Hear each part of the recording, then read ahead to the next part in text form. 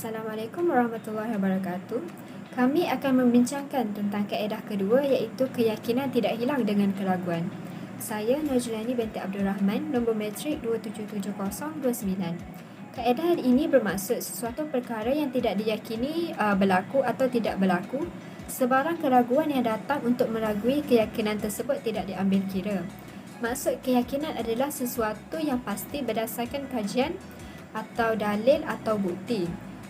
Contohnya seseorang itu merasakan dia berlaku hadas daripada wuduknya, di mana dapat diyakini dengan angin yang keluar daripada duburnya, atau terasa pada kulitnya, atau terdengar pada telinganya, atau tercium baunya dengan hidung. Maksud keraguan atau syak pula adalah sesuatu keadaan yang tidak pasti, iaitu berada di antara kemungkinan ada sesuatu atau tidak ada serta tidak dapat ditarjihkan salah satu daripadanya.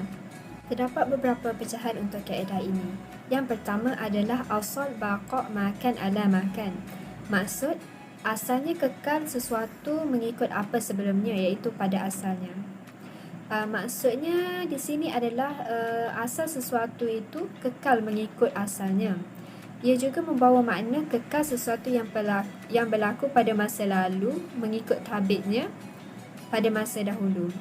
Kaedah ini sama dengan kata-kata ulama iaitu kembali pada asalnya. Hukum furuk daripada kaedah ini adalah seseorang tu yakin bahawa dia bersuci, kemudian dia syak dia berhadas. Jadi dia dikira masih suci. Namun sebaliknya, jika dia yakin dia berhadas tapi dia syak dia suci, jadi dia dikira masih berhadas. Untuk yang kedua adalah asal barah azimah. Maksud asalnya iaitu seseorang bebas daripada tanggungjawab. Azimah daripada segi bahasa adalah janji serta amanah. Menurut istilah pula, sesuatu syarat yang dikenakan terhadap seseorang yang menerima tanggungjawab atau kewajipan. Barah azimah ialah terlepas atau selamat daripada tanggungjawab dan tidak terikat dengan sesuatu hak apapun. Selaras dengan kejadian manusia, mula dilahirkan dengan tidak ada sebarang tanggungjawab. Dia berterusan hinggalah ada faktor yang menyebabkan seseorang itu bertanggungjawab. Hukum furuk daripada kaedah ini adalah seseorang tertuduh tu diminta bersumpah. Namun jika dia tidak bersumpah, maka tidak dikenakan hukuman. Kerana menurut asalnya seseorang itu tidak mempunyai sebarang tanggungjawab. Sebaliknya, pendakwa tu yang seharusnya bersumpah. Dengan nombor metrik 2791147 akan menyambung pecahan kaedah yang seterusnya iaitu Al-Aslu Adam. Sama dengan kaedah Al-Aslu fil al-sifatil arizatul Adam. Maksud Al-Aslu Adam adalah asal yang kuat sesuatu sifat mendatang itu tidak ada. Antara lain ia selaras dengan kaedah. Maksudnya sesuatu yang tiada itu mendahului sesuatu yang ada. Pecahan tersebut menjelaskan bahawa sesuatu yang dikatakan mendatang pada asalnya tiada.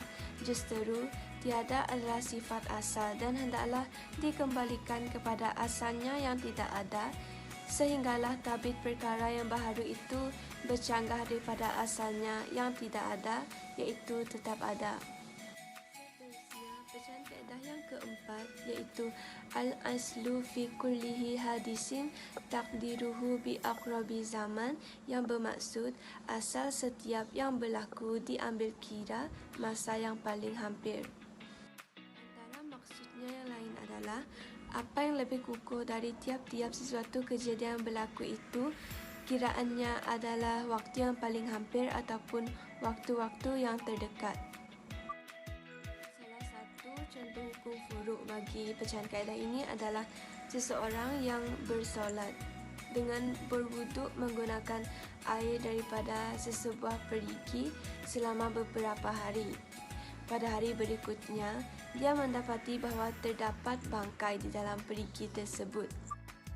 Dia tidak wajib menggantikan semua solat yang telah ditunaikannya, kecuali solat yang telah ditunaikannya dengan wuduk yang dia yakin berwuduk dengan air najis. Nama saya Nur Mashita binti Muhammad, nombor matrik 278560. Al-aslu fil asya'i al-ibahah. Maksudnya, hukum asal segala sesuatu adalah harus. Jadi sifat kaedah ini sangat luas dan mutlak dan seharusnya diberikan takyid atau pembatasan. Jadi ia dibataskan dengan kaedah pecahan iaitu al-aslu fil asya' al-ibahah hatta yadullu ad-dalilu ala at-tahrim. Maksudnya asal hukum terhadap sesuatu itu adalah harus sehinggalah ada dalil yang menunjukkan pengharamannya. Jadi berdasarkan batasan ini, keadaan tidak menunjukkan pengharamannya, waktu itu hukumnya boleh atau harus. Kaedah ini digunakan secara meluas dalam mazhab Syafi'i. Secara rumusannya, berdasarkan kaedah ini, segala sesuatu yang tidak ada ketegasan dalil atau nas tentang halal atau haram, maka hukum terhadapnya hendaklah dikembalikan kepada asalnya, iaitu diharuskan. Sebagai contohnya, apabila ditemui binatang yang tidak beracun atau tidak haram, maka hukumnya dihalalkan. Al-aslu fil abda' at-tahrim. Maksudnya hukum asal berkaitan seks adalah haram. Ia membawa maksud pada dasarnya dalam masalah berkaitan seks dan persetubuhan adalah haram sehingga ada sebab meyakinkan yang menghalalkannya, iaitu sama ada dengan akad perkahwinan atau hamba yang dimiliki. Kaedah pecahan tersebut adalah berdasarkan firman Allah Subhanahu Wa Taala dari surah Al-Mu'minun, iaitu ayat 5 hingga 6, yang bermaksud dan mereka yang menjaga kehormatannya kecuali kepada isterinya atau hamba sahayanya, maka sesungguhnya mereka tidaklah tercela. Assalamualaikum warahmatullahi wabarakatuh. Nama saya Nur Husna Abdika Nizam, nombor matrik 27899. Saya akan menyambung pecahan kaedah yang seterusnya, iaitu kaedah 7, Al-usul fi kalamul haqiqah, yang bermaksud hukum asal pada satu kalimah atau ucapan dikira maknanya yang hakiki. Ia juga bermaksud suatu ucapan itu seharusnya dirujuk pada pengertiannya yang hakiki atau erti sebenar, iaitu pengertian sebagaimana yang dikehendaki. Antara contohnya ialah seseorang mewakafkan tanahnya untuk para penghafaz Al-Quran. Ia hanya untuk penghafaz saja, tak termasuk orang dahulunya melafazkan namun kini lupa. Yang seterusnya, kaedah yang seterusnya ialah Maisha af'an syaya amlam fi usulullah lam yaf'an. Ia bermaksud sesiapa syak adalah ia telah melakukan sesuatu atau belum, maka dianggap ia belum melakukannya.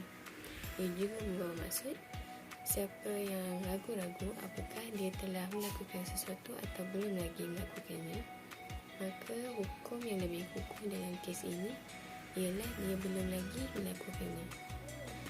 Antara contoh bagi kaedah ini ialah jika seseorang syak, adakah dia meninggalkan salah satu rukun sewaktu solat atau ibadah wajib lain, dia mestilah mengulangi apa yang disyaki belum dilakukannya.